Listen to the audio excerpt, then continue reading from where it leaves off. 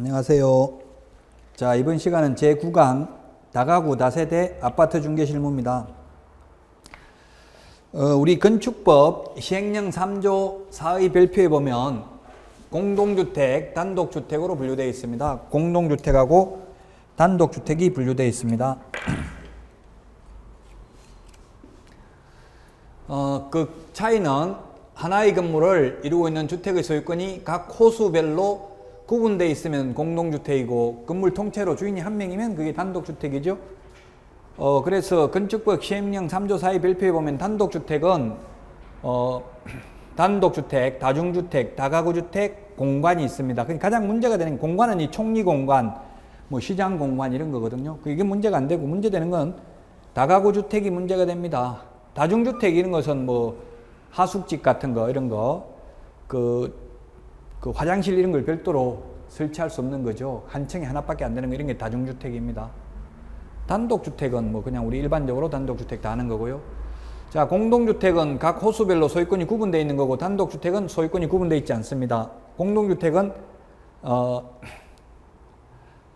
아파트, 연립, 다세대, 기숙사가 있죠. 이 기숙사는 빠졌는데 기숙사는 문제가 되지 않기 때문에 그래서 같은 다자 돌림이라도 다세대는 공동주택이기 때문에 전입신고할 때 반드시 동호수까지 기재를 해야만 대항력이 인정되어서 보호를 받을 수 있습니다. 그러나 다중주택이나 다가구주택은 다가구는 단독주택이니까 편의상 101호라고 되어 있지만 101호 안 적고 그냥 번지수까지만 적어도 보호를 받죠.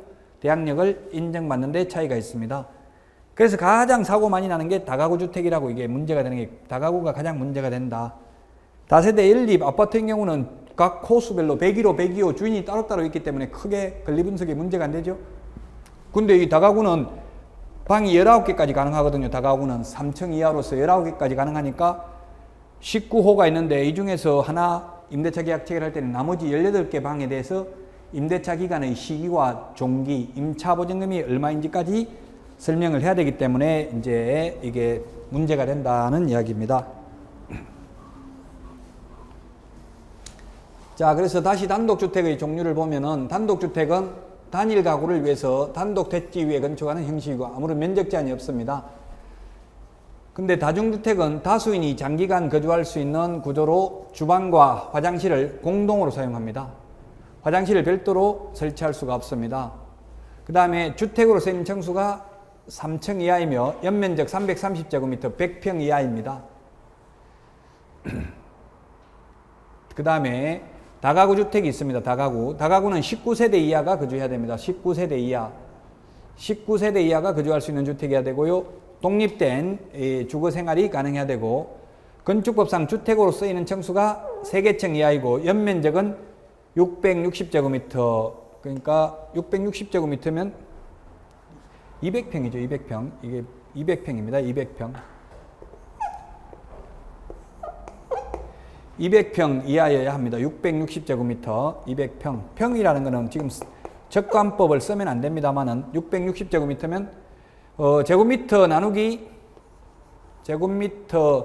나누기 3.3058을 하면은 평이 되고요. 또는 제곱미터 곱하기 0.3025 하면은 평이 됩니다. 지금 평이라는 말은 우리가 편의계상 쓰고 있을 뿐이고 각종 공고에 보면 다 제곱미터로 나와 있죠. 제곱미터가 계산하기 더 쉬워요. 100제곱미터면 가로 세로 10m, 10m면 가로 곱하기 세로가 면적이잖아요. 100제곱미터죠. 근데 평이라고 하면 100제곱미터면 약 30평 정도 되잖아요. 30평 정도. 자, 그래서 연면적이 660제곱미터 이하인 경우 그 다음에 문제는 이게 이제 다가구가 문제가 될 수 있다. 다가구가 주택으로 사용되는 층수가 3개층 이하인데 여기는 안 나와 있는데 만약에 1층이 피로티 구조로 되어 있고 2분의 1 이상이 그 주차장으로 쓰이고 나머지 면적이 주택 이외의 용도로 사용되는 경우는 4층도 가능하죠. 다가구가. 그래서 보통 현실적으로는 다가구가 다 4층으로 되어 있습니다. 1층이 피로티 구조라고 하면 기둥만 있고 그 주차하는 공간으로 사용하는 거 있죠. 그래서 거의 대부분 지금 우리나라에 있는 다가구 주택은 4층으로 되어 있습니다. 1층은 주차할 수 있는 피로티 구조로 되어 있고요. 그래서 이게 문제다 이제. 다가구가. 그 다음에 공관은 총리공관 이런 것들은 뭐 문제될 게 없고요. 우리 법상은. 자, 그 다음에 공동주택은 다세대, 다가구나 다중은 단독주택인데 다세대는 공동주택이다. 주택으로 쓰이는 한 개동의 연면적이라고 하면 각층 바닥 면적 합계를 연면적이라고 하죠. 연면적, 지하주차장 면적 제외라고 되어 있는데, 우리 지하는 우리 현행 건축법상, 주택법상 지하는 무한대로 파내려갈 수 있습니다. 법적 아무런 제한이 없습니다. 그럼 우리 지구가 있으면 지구가 얼마에 이게 반지름이 한 6,200km 정도 되죠? 6,200km 정도? 지구 해까지 가면, 그러면 뭐 12,000km를 파내려갈 수도 있다고. 12,000km 파내려가면 우리 반대편 부에노스아이레스 나옵니다. 반대로 내려가면. 끝까지도 다 파도 법적 제한은 없습니다. 근데 보통 우리가 건축법상, 주차장법상 주차 대수를 만족시키려면은 지상 면적의 30%를 지하로 파는 게 거의 적절합니다. 그럼 지상 15층이면 지하 5층 정도 있는 것이 바람직하죠. 지상 15층이라면 약 지상 면적의 30% 정도가 지하로 있는 게 주차장법을 만족시킬 수 있는 가장 이상적인 형태다. 지하 1층 파내려가는 게 지상 한 3층 파는 것보다 더 돈이 많이 들어가죠. 그래서 지하를 안 파는 이유가 돈이 많이 들어가기 때문에 그렇습니다. 그러나 아무리 돈이 많이 들어가더라도 주차 대수를 만족시켜야 되니까 현실적으로는 한 30%, 지상 연면적의 30%는 지하 면적을 해야 된다. 그래야 주차장법상 주차 대수를 만족시킬 수가 있다. 따라서 지하층은 아무런 규제가 없습니다. 우리 용적률 계산할 때도 지하 면적은 제외되죠. 연면적을 위한 용적률 계산할 때도 지하층은 제외됩니다. 그래서 역시 지하 주차장 면적은 제외됩니다. 여기서도 주택으로 쓰이는 층수가 4개층 이하입니다. 그래서 지금 우리 동네에 짓고 있는 다세대를 보니까 6층으로 되어 있더라고요. 6층. 6층으로 어떻게 6층으로 가지고 다세대를 만들었냐 하면은 1층, 2층, 3층, 4층, 5층, 6층 이렇게 되어 있으면 이게 다세대입니다. 다세대인데 1층은 피로티 구조로 되어 있습니다. 피로티 구조로 되어 있어 가지고 여기는 주차만 합니다. 주차용으로 쓰고 있고요. 그 다음에 2층은 이종 건생, 근린생활시설로 허가를 받습니다. 건생으로, 근린생활시설로. 그러면 주택으로 사용된 층수는 4개층이죠. 주택으로 사용된 층수가 4층. 이렇게 해가지고 실제로는 6층으로 되어 있어요. 이 다세대가. 근데 이제 이런 거는 주의할 거는 요거 분양할 때 이게 근린생활시설 요거 중개할 때는 조심해야 되겠죠. 건축물 대장이 근린생활시설로 되어 있다고요. 근데 근린생활시설을 만약에 전입신고하고 주택으로 사용하게 되면 건축법 위반으로서 이행강제금 부과 대상이 될 수 있거든요. 그걸 설명해야 된다고 반드시 이게. 그 대신에 이런 것들은 분양할 때 보면 이게 훨씬 더 면적은 오히려 넓으면서 가격은 더 싸다고요. 이 주택으로 용도가 돼 있는 적법하게 돼 있는 것보다는 이게 훨씬 더 싸단 말이에요. 그럼 예를 들어서 1,000만 원, 2천만 원 이상 싸단 말이에요. 만약에 2억이면, 이 위에가 2억이면 요거는 1억 8천 뭐 이런 경우도 있고요. 훨씬 싸더라고. 2천만 원만 싸는 게 아니고 한 5천만 원 이상 싼 것 같아요. 그러면 이행강제금이 얼마 부과되는지를 보고 만약에 이행강제금 그렇게 많지는 않거든요. 이런 거는 이행강제금 1년에 100만 원도 예를 들어서 안 나온단 말이에요. 그러면 10년 살아도 1,000만 원도 안 되죠. 그러면 살 때 몇 천만 원 훨씬 더 싸게 사면 확인 설명을 해주면 된단 말이에요. 이거는 이행강제금 부과 대상이기는 하지만 지금 훨씬 요 3층보다 훨씬 더 싸다. 그리고 또 만약에 사업자 등록 같은 걸 하면 되겠죠. 사업자 등록하면은 모를 거 아니에요. 이행강제금 부과 대상 아닐까요? 안 잔다고 하면 되겠죠. 사업자 등록이 되어 있다면.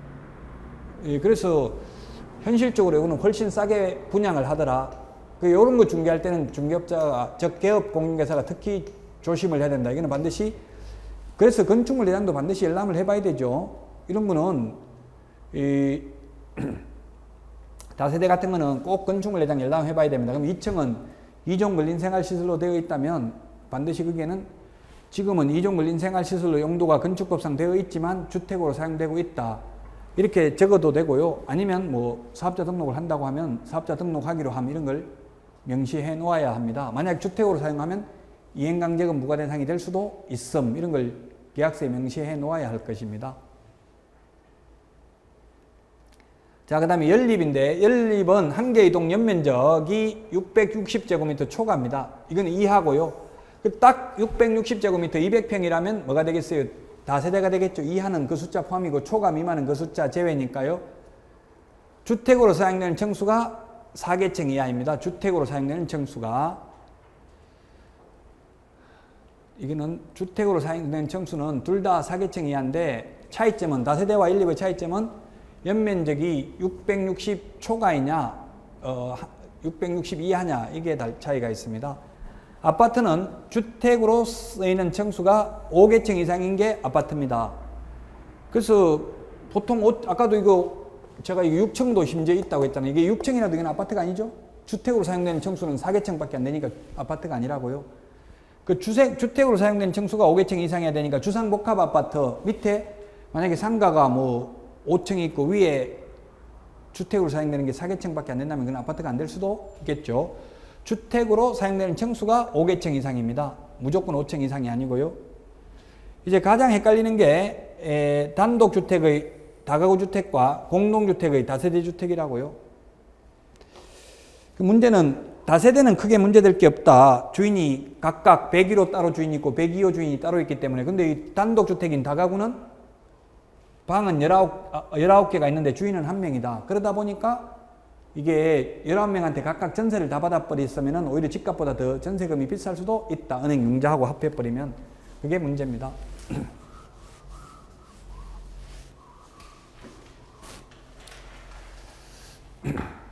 자, 그래서 다가구 주택은 단독주택이며 다세대 주택은 공동주택이다. 따라서 전입신고 시 다가구 주택은 지번까지만 기재도 충분하지만 다세대는 반드시 동호수까지 기재를 해야 된다. 공동주택이기 때문에. 따라서 주택임대차보호법상 대항력을 갖출 수 있다. 동호수까지 반드시 적어야. 자, 그래서 각 동호수별로 소유권이 구분되어 있다. 다가구는 각 호수별로 소유권이 구분되어 있지 않다. 주인은 1명이다. 그 전입신고 시 지번만 기재하면 되지만 다세대는 동호수까지 기재해야 된다. 자, 이거 뭐 아무리 강조해도 지나치지 않는데 다가구 위법 건축물 확인. 제가 아는 분은 이거 위법 건축물인 걸 확인하면 문제될 게 없습니다. 아까 말했지만 또 이게 어떤 게 위법 건축물이 있냐면 대수선한 경우도 있더라고요. 아까 용도 변경 이야기했고요. 대수선은 어떤 게 있냐면은 예를 들어서 건축물 내장상은 방이 3개씩 되어 있습니다. 각 층별로 방이 3개씩 되어 있는데 대수선을 해가지고 방을 5개 만들어 버렸습니다. 월세를 많이 받으려고. 방을 5개 만들었는데 이게 월세가 한 35만 원 정도 돼요. 그러면 이게 몇 층까지 되어 있냐면은 3층까지 되어 있습니다. 3층까지. 근데 지하층이 반지하가 있습니다. 지하는 층수에 산입되지 않죠. 근데 지하는 요즘은 지하로 2분의 1만 1층이 있으면 2분의 1만 지하에 묻혀 있으면 이게 지평 땅이라고 땅 지표면이라면 이게 지표면이라면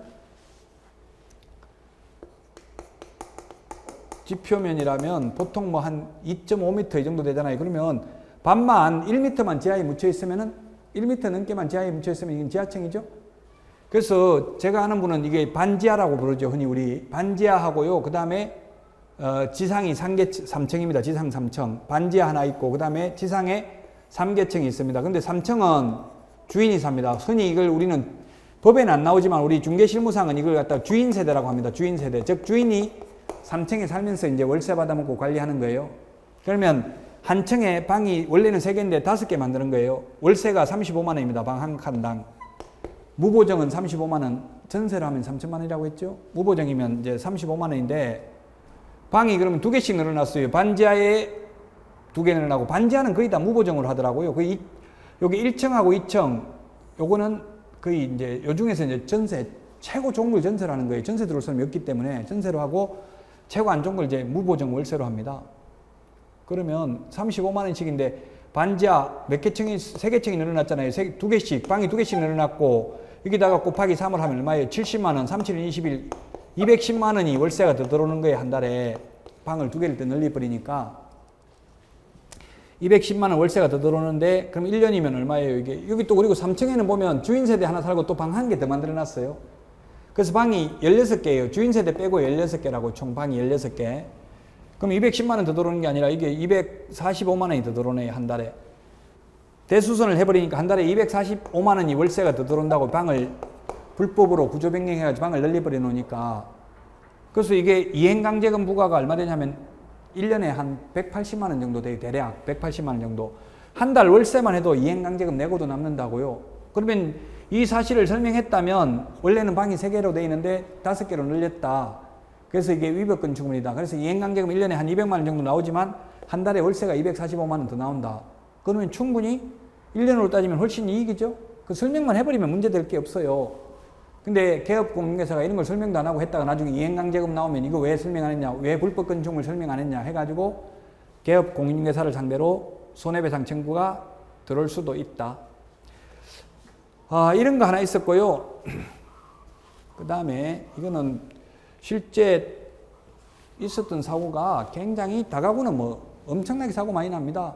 이건 또 아까도 말했지만 그 관리인한테 대리권도 없는 관리인한테 이제 물론 대리권이 무조건 없다고 볼 수는 없어요. 위임장을 떼줬기 때문에 주인한테도 조금은 책임이 있을 가능성이 많죠. 위임장하고 인감명령을 줬기 때문에. 단 이제 그 계좌 확인을 안 하고 지정 계좌가 있는데 엉뚱한 계좌로 입금시켰기 때문에 그런 경우는 이제 개업공인중개사 책임이 좀 더 많기는 하다고 봐야 됩니다. 그래서 그렇게 관리인이 관리하기 때문에 다가구는 이게 건물주들이 거기에 주인 세대로 아까처럼 주인 세대로 살면 사고 날 가능성이 없어요. 주인이 그 위에층에서 맨 꼭대기층 주인 세대에서 살고 있으면 오히려 사고 날 가능성이 좀 더 희박하죠. 아예 주인이 안 살고 건물 전체가 다 세입자만 있는 경우는 그거 위험해요. 그럼 주인이 도망갈 준비 벌써 다 해놓은 거예요.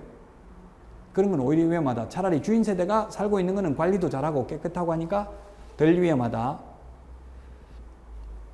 그 요즘은 건물주들이 얼마나 영악하냐면 중개업자한테 거의 사기친다고요. 이게 3층, 아까 다가구는 3층인데 그건 반지하가 있으니까 보통 반지하가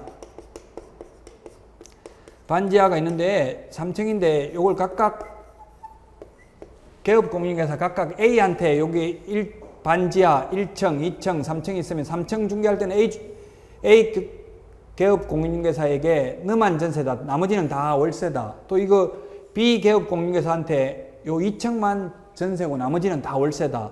또 C 개업공인중개사한테는 1층만 전세고 나머지는 다 월세다. 이렇게 해가지고 전부 다 전세를 받아버렸어요. 전세 받아버리니까 이게 전세금이 5억이 나왔고요. 은행 융자를 4억을 했습니다. 융자 4억하고 그 다음에 전세 5억 받고 이게 시세가 얼마냐면 시세는 7억이에요. 7억. 시세는 7억이다.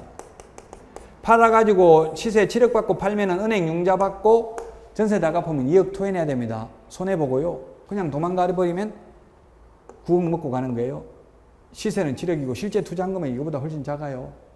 그럼 도망가겠어요? 안 가겠어요? 도망갈 가능성이 굉장히 높죠. 그래서 여러분들이 중개할 때는 주인 세대에 주인이 살고 있는지 없는지 다가구 건물에 그것도 좀 확인해 보는 게 좋아요. 주인 세대가 살고 있는 것은 사고 날 확률이 굉장히 희박하다는 이야기입니다.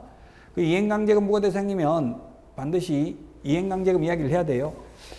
이행강제금을 부과하는 게 우리가 이제 부동산에서 이행강제금 부과하는 게 3가지가 있어요. 국토의 계획 및 이용에 관한 법률이 있고요. 그 다음에 건축법이 있고 그 다음에 농지법에 있습니다. 농지법. 이행강제금이라는 거. 이행강제금은 한 번만 원래 형법은 일사부재의 원칙이 있기 때문에 한 번만 처벌받고 나면 다시는 처벌 안 받죠. 똑같은 사건으로는. 근데 이행강제금이라는 것은 이행할 때까지 계속 강제로 돈을 부과한다는 뜻이에요. 그 부동산에서는 요 3가지 법에서 이행강제금이 있고 그 다음에 부동산 실권리자 명의등기에 관한 법률에서 진정한 소유자 명의로 등기를 안 하면 이 명의신탁자는 5년 이하의 징역이나 2억 원 이하의 벌금에 처하고 그 다음에 100분의 30법 이내에서 과징금을 부과합니다. 과징금 부과일로부터 1년 안에 실명 등기를 안 하면 이행강제금 10% 1차 이행강제금을 부과하고요. 또 1년이 지나면 2차 이행강제금 20%를 부과하고 끝입니다. 굳이 좀 더 따지자면 이게 부동산 실권리자 명의등기에 관한 법률에서 이행강제금이 있고요. 부동산과 관련된 게 또 굳이 하나 더 따지자면 장사 등에 관한 법률에 이행강제금이 있습니다. 장사 등에 관한 법률이 뭐냐면 지금 장사 등에 관한 법률에 의하면 묘지 매장 기간은 15년이죠. 부동산 중개하면 이거 알아야 돼요.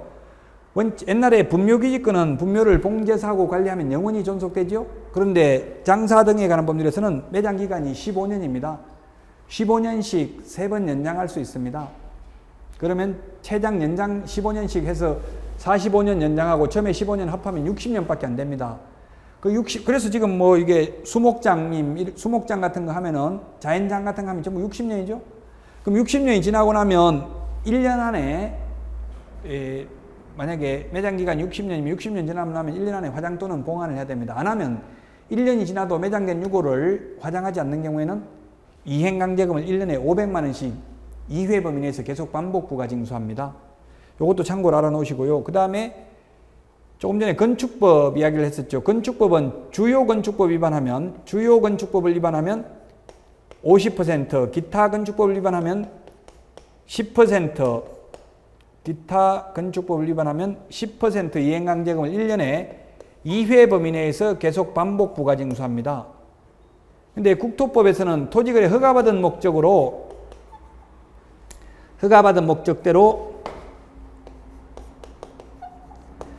목적대로 미사용했을 경우에 이행강제금 토지취득가격 10% 부과합니다.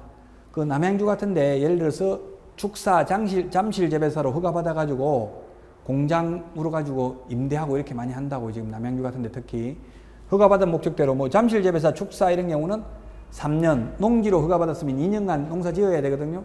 그 3년간 축사, 잠실 재배사로 사용해야 되는데 안 하고 그냥 공장으로 임대 놨으면은 이거 신고하면 포상금도 받아요, 신고한 사람은. 그리고 신고당한 사람은 이행강제금 10% 내야 됩니다. 건축법은 이게 주요 건축법, 용적률, 건폐율 이런 거 위반하면 100분의 50, 그 외 건축법 위반하면 10% 2회 범위 내에서 부과하고요. 자, 그 다음에 농지법에서도 이행강제금이 있는데 농지법에는 뭐가 있느냐 하면 농지법의 큰 원칙은 경자유전의 원칙이 있죠. 농사 지을 사람만 농지를 소유해야 된다는 원칙이 있습니다. 따라서 농사를 짓지 않는 사람이 농지를 소유하고 있으면 시장 군수구청장이 처분 의무기간을 줍니다. 1년간, 1년 안에 처분하라고.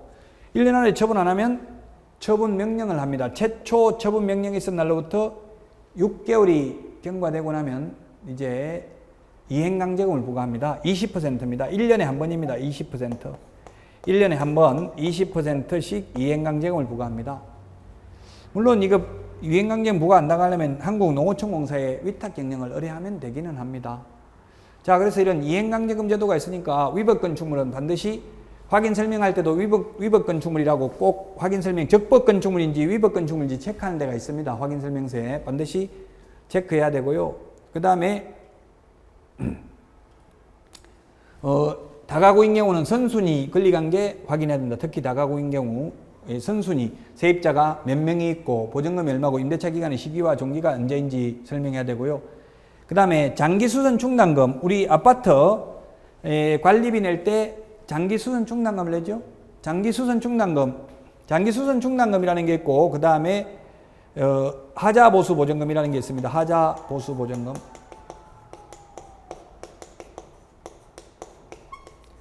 하자보수 보증금이 있는데 장기수선 충당금은 정상적으로 사용해도 노후화된 시설을 교체하기 위해서 임대인으로부터 사용검사 받은 날로부터 1년이 경과한 날로부터 매월 임대인으로부터 징수적립하는 금액이 장기수선 충당금이죠. 그래서 새 아파트 신규 입주하면 1년간은 안 냅니다. 그러나 1년 지나면 이제 그때부터 내는데요. 하자보수 보증금이라는 것은 공사상 잘못을 담보하기 위해서 사업 주체가 예치하는 금액이 하자보수 보증금입니다. 이것은 몇 년까지 예치해요? 10년이죠, 10년. 하자보수 보증기간이 가장 긴 게 10년이잖아요. 아무리 소모품이라도 1년간은 하자보수 해주죠. 2년, 3년, 5년, 10년입니다. 그래서 가장 긴 게 서 있는 게 10년입니다. 서 있는 거 10년, 누워 있는 건 5년입니다. 서 있는 거는 내력, 벽, 기둥 이런 것들은 10년입니다.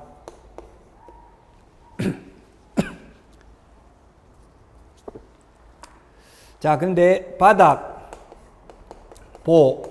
바보지, 바닥보, 지붕털 이거는 5년입니다. 하자보수 보증기간이.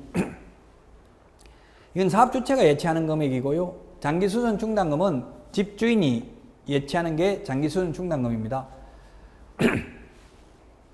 그래서 제가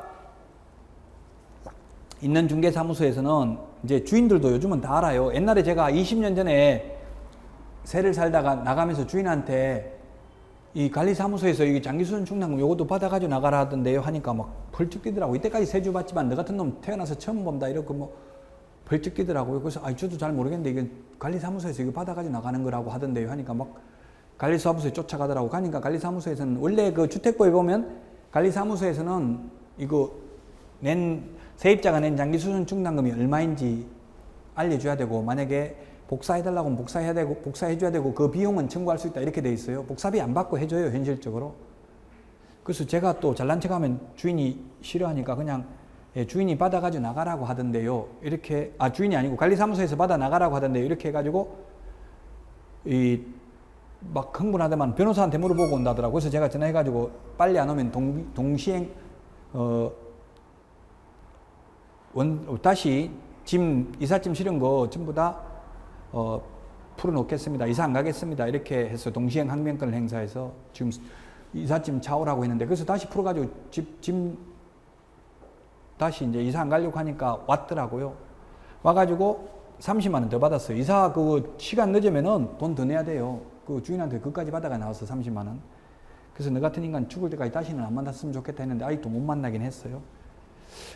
제가 어떻게 해서 그렇게 주인하고 그렇게 됐냐면, 주인이 정말, 저도 뭐 인간인데 주인이 나쁘게 하니까 그런데, 예를 들어서 제가 2년 계약책을 했어요. 2년 주택임대차를 2년 계약책을 했는데 굉장히 시세보다 싸게 했었어요.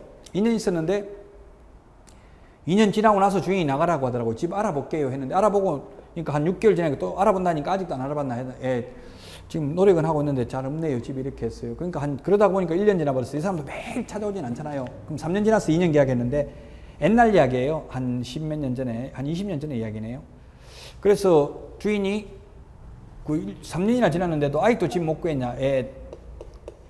못 나가겠습니다. 명도 소송하십시오. 이렇게 해서 이제 3년 지나가지고는 계속 전화가 이제 막 한 달씩 와가지고, 그래가지고 소송해가지고 제 아파트 분양받아가지고 입주할 때 딱 3년 7개월 만에, 2년 계약하고 3년 7개월 만에 이사를 나왔어요. 그 소송했어요. 명도 소송. 그 판사가, 제가 묵시적 갱신이 됐습니다. 난 2년 지나고 나서 이야기 들었습니다. 하니까 판사들도 이게 판사 선고에 빨리빨리 그걸 합의를 시켜야만 승진을 하나 봐요. 그래서 자꾸 화해를 시키려고 그래. 저보고 뭔 소리 하는 거야. 그냥 나가야지. 뭐 2년, 6개월만 지나면 나가. 민법에서는 그 계약 기간이 끝났다 하더라도 임대인이 임차인에게 해지 통보하면 6개월 지나면 효력이 발생하죠. 근데 주택임대차에서는 또다시 2년 보장해 줘야 되잖아요. 그래서 제가 묵시적 갱신이 됐습니다 하니까 쓸데없는 소리 하지 말라 이렇게 이야기하더라고, 판사가. 그러면 세입자한테는 또, 그래서 제가 언제 나갈 건지 묻더라고, 저한테. 그래서 제가 딱 아파트 입주하는 날, 신규 분양받아서 입주하는 날 맞춰가 이날 나가겠습니다 하니까 판사가 세입자한테 이때까지 참았으니까 몇 달만 더 참으시죠. 그렇게 해가지고 합의를 시키더라고. 그래가지고 화해 조서를 적었어요. 그래가지고 2년 계약제를 가지고 하나도 보증금도 안 올려주고 3년 7개월 만에 나온 적이 있는데요.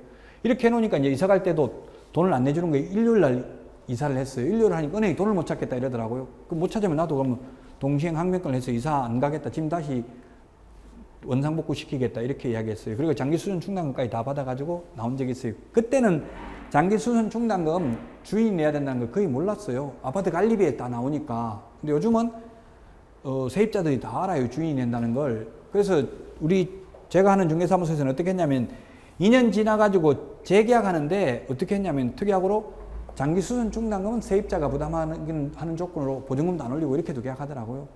이 장기수선 충당금 많아봐야 새 아파트는 얼마 안 돼요. 만 원 안 돼요. 몇천 원 하고요. 오래된 거 20년 넘은 거는 이제 수선해야 될 때가 많은 데가 더 비싸죠. 그리고 한 만 원 더 낸다 하더라도 보증금 안 올리면 이게 훨씬 유리하죠. 그래서 아무 말이 없으면 임대인이 장기수선 충당금을 내야 되지만 임차인이 부담하기로 한다. 이렇게 특약을 맺으면 임차인이 내야 됩니다. 이건 강행 규정은 아니거든요.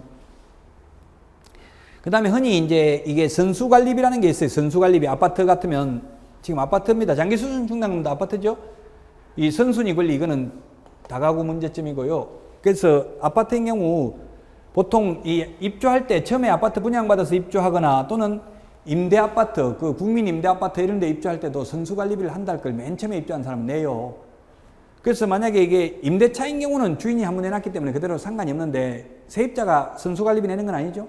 매매인 경우는 매수인이 내야 됩니다. 매수인이. 이게 선수관리비 미리 내는 거 그만큼 매수인이 매도인한테 줘야 됩니다. 그래서 이제 잔금 치를 때 보통 잔금 시간을, 오늘이 만약에 잔금 날짜라고 하면은 잔금 시간은 보통 언제 할까요? 잔금이 보통 이사를 언제 해요? 오전에 해요? 오후에 해요? 보통? 오전에 하죠? 그럼 잔금 날짜를 시간을 언제 정하겠어요? 9시, 11시, 3시 이 세 개 중에 고른다면 언제 하겠어요? 이 중에서 한다면? 3시요? 주로 보통 한 11시 정도에만 11시에서 12시 사이에 잔금 날짜를 많이 정해요. 잔금 시간도 정해야 되죠. 이것도 알아야 돼요. 그냥 그래서 한 이사하기 3일 전에 다시 전화해가지고 시간 11시인 거 알고 계시죠? 11시면 잔금 주고받는 게 11시인데 이삿짐을 11시에 이사 잔금 지급하면 이삿짐은 언제 불러야 되겠어? 몇 시에 오라고? 보통 이삿짐 부르는 거는 보통 빨리 오면 한 7시 정도 와요. 7시보다 더 빨리 오는 경우도 있어요. 보통 그래서 한 8시까지는 오고 아무리 늦어도 9시까지는 거의 다 와야 돼. 짐 싸는데 보통 2시간 이상 걸리잖아요. 짐이 많은 데는 더 시간 걸릴 수도 있어요. 그 11시에 잔금 시각을 정하면은 한번 이런 경우도 있었어요. 저도 실수를 했는데 11시에 잔금 하러 이제 전화하니까 잔금하러 왔더라고요. 집에 가보니까 아직 이삿짐 차도 안 와 있어요. 그대로 있고 돈만 11시에 받으려고 하더라고. 세입자가 살고 있는 사람이. 그 이야기는 들은 거예요. 동시행 관계에 있다. 보증금 돌려받는 거하고 이사하는 건 동시에 해야 되잖아요. 그래서 11시에 가니까 돈 받고 이제 짐 싸려고 아직 이삿짐도 안 불렀다. 언제 부르냐 하니까 돈 받고 이제 부르려고 생각하고 있다 이러더라고요. 그러니까 난리가 난 거예요. 지금 벌써 차는 와 있는 거예요. 지금 들어올 사람은 차가 와 있는데 아직 나갈 사람은 짐도 안 싸고 있다고. 11시에 잔금이라고 했잖아요. 그래서 나 잔금 받는 거하고 이사 가는 건 동시행 관계니까 그때 하려고 생각했다 이러더라고요. 그 뭐예요? 돈 받는 거 동시에 짐을 동시에 다 빼야 돼요. 그러니까 미리 다 준비는 하고 있어야 되죠. 이게 굉장히 어려워요. 그래서 동시행 관계인데 이게 동시행을 어떻게 할 건지가 현실적으로는 굉장히 어렵다고요. 그럼 미리 그래도 11시까지는 짐을 다 빼야 된다. 다 뺀가 동시에 돈을 받는 거다. 그래서 11시까지 짐 다 빼려면 이삿짐은 한 7시나 돼서 와야 된다. 그러면 보통 11시에서 12시 사이에 짐 다 빼놓고 이제 그 이삿짐 센터 사람들은 점심 먹어요. 그때 들어가기 점심 먹고 짐 옮겨가지고 이제 새로운 입주할 때 들어가거든요. 그럼 그 틈을 타서 이사하는 사람들 밥 먹는 사이에 그때 잔금 치르는 거예요. 그래서 잔금 시각이 11시라고 해서 11시에 차 부르는 게 아니고, 그 어떻게 했냐면 이제 11시에 이 차를 불러가지고, 그러니까 빨리 싸도 한 2시 가까이 돼서 이게 짐을 다 뺐어요. 그러면 이게, 먼저 와 있는 사람 지금 2-3시간 기다렸잖아요. 2-3시간 기다리니까 이거 20만 원 더 달라 하더라고. 대기료 달라고 그래요. 왜냐면 빨리 이거 오전에 그 이삿짐 하는 사람들은 거짓말인지 진짜인지 모르지만 이거 하고 지금 다른 거 한 건 더 하기로 했는데 여기 늦어지는 바람에 다른 거 못했기 때문에 20만 원 더 내라고 그래요. 20만 원, 30만 원씩 더 내라고 그래. 대기료라고. 그러니까 대기할 시간이 없도록 해야 돼. 딱 맞춰가지고 불러야 된다고요. 너무 일찍 불러가지고 또 잔금 시간을 12시에 정해놓고 새벽에 막 6시에 불러놓으면 많이 대기해야 되겠죠? 그 돈 안 내주는데 이사 가기도 쉽지 않잖아요. 그 돈 받는 건 동시에 차 다 실어놓고 돈 다 받는 순간 차 떠나고 보통 이렇게 해요. 동시행 관계라는 게. 그래서 11시에 잔금이라도 차는 미리 전화해가지고 11시 잔금이니까 그 전에 짐 다 싸가지고 딱 돈 받으면 바로 뺄 수 있도록 준비를 하셔야 됩니다. 그렇게 해야 돼. 그럼 차 몇 시에 불러야 되냐면 아침에 한 7시, 8시, 7시 정도는 짐이 많으면 빨리 불러야 됩니다. 이렇게 해놔야 된다고요. 물론 갑자기 이게 11시에 전화해가지고 오라고 하니까 원래 2시에 오기로 돼 있는데 뭐 예를 들어서 빨리 오라고 하면 그게 올 수가 없어요. 그러니까 미리 이사하기 전에 꼭 확인해야 되고요. 그 이제 개업공개사가 이삿짐 요거 소개시켜 주더라도 보통 뭐 한 3만 원 얼마씩 돈 받아요. 돈 주더라고요, 대부분. 저 같은 경우는 명함도 전부 다 이삿짐 센터에서 다 해다 줘요. 명함 뭐 뿌릴 수 있도록. 그래서 이삿짐도 잘 하는데 딱 정해가지고 다 해주지. 막 엄청나게 아마 여러분들이 중개업을 하고 있으면 영업을 하러 많이 와요. 은행 직원들, 은행 대출 상담사들 오고, 그 다음에 이삿짐 센터에서 오고, 또 영업을 자꾸 하러 다니는 사람들이 잘 하더라고요. 법무사들도 뭐 영업 오는 경우도 있습니다. 그 법무사 자격증 따도 피곤해요. 사실은 개업 공인중개사 계속 영업하러 다녀야 되고, 명절 되면은 법무사들 이삿짐 센터 이런 데서 선물 세트 다 돌리고 이렇게 해야 돼요. 그런 선물도 받으려면은 잘 해야 되겠죠. 많이 해야 되겠죠. 건수를 많이 해야 여기저기 많이 나눠서 주면은 선물도 많이 받을 수 있을 거 아니에요. 자, 그래서 지금 이제 아파트 선수 관리비까지 말씀드렸는데요. 그 투자를 하는 것도 여러분들이 알고 있어야 그 이제 셀링 포인트로 매수인에게 이런 것을 투자해야 된다. 매도인인 경우는 이럴 때 파는 게 오히려 지금이 파는 타이밍이다. 이런 걸 말해야 돼요. 예를 들면 지금 세종시라든지 지금 뜨고 있는 데가 세종시, 위례신도시, 동동탄, 뭐 그 다음에 청계산역 앞에 내곡동, 내곡지구 이런 데는 지금 뭐 거의 임대아파트 위주로 합니다. 지금 SH공사에서 하고 있기 때문에 지금 위례신도시하고 동동탄 이런 데는 지금 프리미엄이 굉장히 많이 붙어 있어요. 그래서 투자를 할 때는 고급 정보가 중요하다. 정보. 정보는 이미 공개된 정보는 초과이윤을 획득할 수 없다고 돼 있어요. 그 지금 세종시 같은데 세종시는 앞으로도 계속 당분간은 발전할 겁니다. 인구 지금 50만 명의 시로 만든다고 하니까 계속 그럼 계속 커 나간다는 거는 그 인구가 늘어난다는 거는 외부에서 유입된다는 이야기죠. 그래서 지금 세종시 같은데 미리 들어간 사람들은 지금 돈 벌어서 지금 팔고 나올 타이밍이라고요. 이미 앞으로 잘 됐다는 정보가 이미 다 공개되어 있잖아요. 임대를 들어가면 이미 분양가가 엄청나게 올라가지고 있고 이렇기 때문에 지금 오히려 세종시에 미리 투자한 사람들은 지금 팔고 나와야 될 타이밍이라고요. 그래서 이 고급 정보는 그래서 보면 보통 장관이나 이런 사람들은 보면 미리 처남이나 처제들 막 인천공항 만든다는 소문 나기 전에 다 사놨다가 인천공항 만든다 소문 나면 팔고 나와야 될 타이밍이죠. 보통 근데 우리는 이미 소문이 다 공개된 정보를 보고 투자를 하잖아요. 그러니까 실패할 수밖에 없는 거예요. 그리고 이 투자를 할 때는 항상 이게 차익이 있는지 양도 차익이 있는지 아니면 양도 차익은 없다 하더라도 임대소득이 있는지 이걸 봐야 되는데 오히려 지금은 임대소득이 더 중요하다고. 양도 차익은 손해볼 수도 있고 알 수가 없잖아요. 예측하기가 힘들잖아요. 그래서 임대소득이 확실하게 나오는 이런 곳에다가 투자하는 게 좋다. 이런 거 셀링 포인트로 활용을 해야 돼요. 여러분들이 투자할 수도 있지만 손님들이 왔을 때 뭘 사면 좋을까요? 저도 그런 게 지금 중개업을 하고 있으니까 그런 분들이 많아요. 친구들도 7억 있는데 어디다 투자하면 좋겠냐. 그러면 무조건 막연하게 내 말만 믿어라. 내 말만 믿으면 뭐 떼돈 번다. 이렇게 해가지고 요즘은 안 먹히 들죠. 그럼 과학적으로 그걸 설명을 할 수가 있어야 된다고요. 대화를 할 수 있어야 되니까 끊임없이 공부를 하셔야만 될 것입니다. 자, 이번 시간 여기 다가구 다세대 아파트 중개 실무까지 말씀드리고요. 다음에 찾아뵙도록 하겠습니다. 수고하셨습니다.